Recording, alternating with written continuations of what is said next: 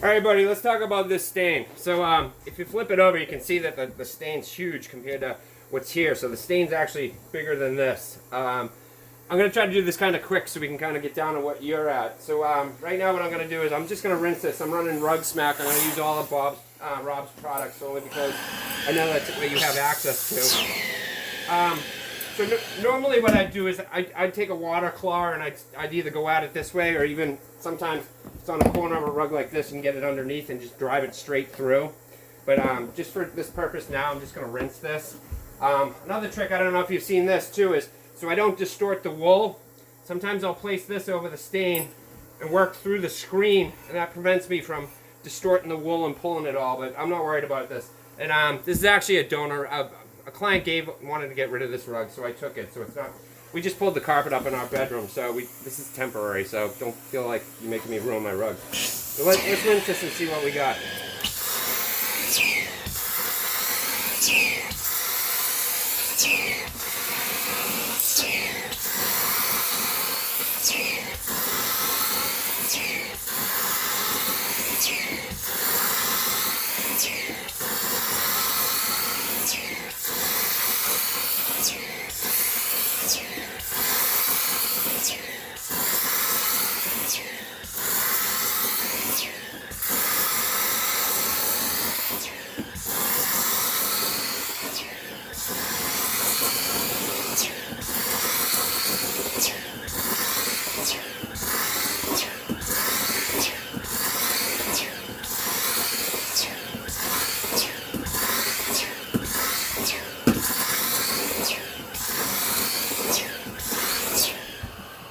American coffee might not be as strong as Canadian coffee, but anyway.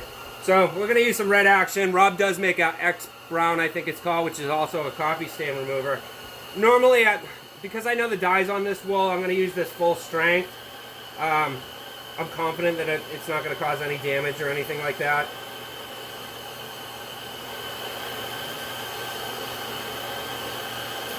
I'll let it sit for a couple minutes. What I'm going to do is I've got the heat cranked on the machine, but I'm running, what am I at? I'm at 75 feet right now, so I'm just going to bring all the hot water up.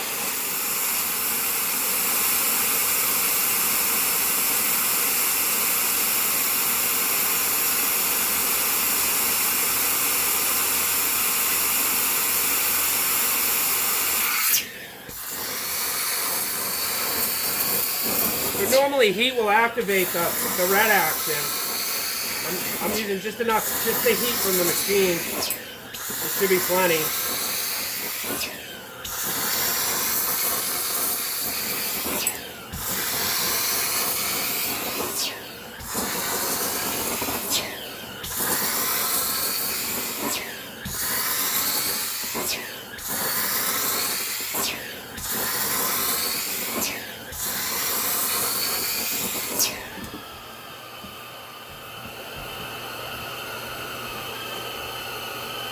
I took a bunch of it out.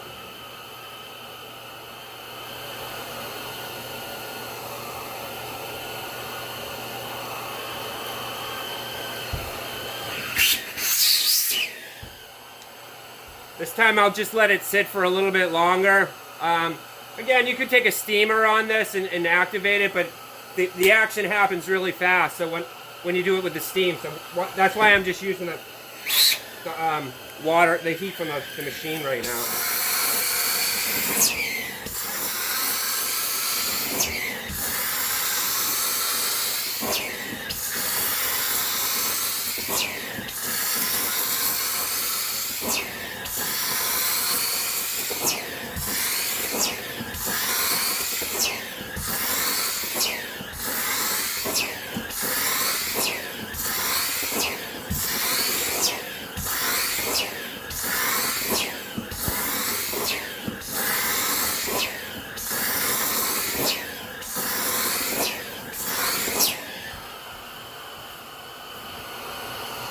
So that's looking pretty good.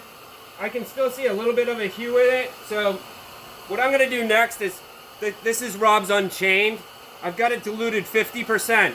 But here's what you have to understand. This fiber is full of water right now. So with the dilution, it's going to dilute down even more. So that's why I'm a little bit strong on this.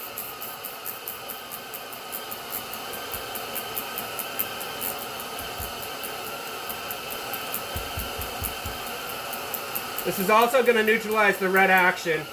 So what I'm going to try to do is kind of flush it through the fiber. I'm not pulling the trigger now. I'm just vacuuming.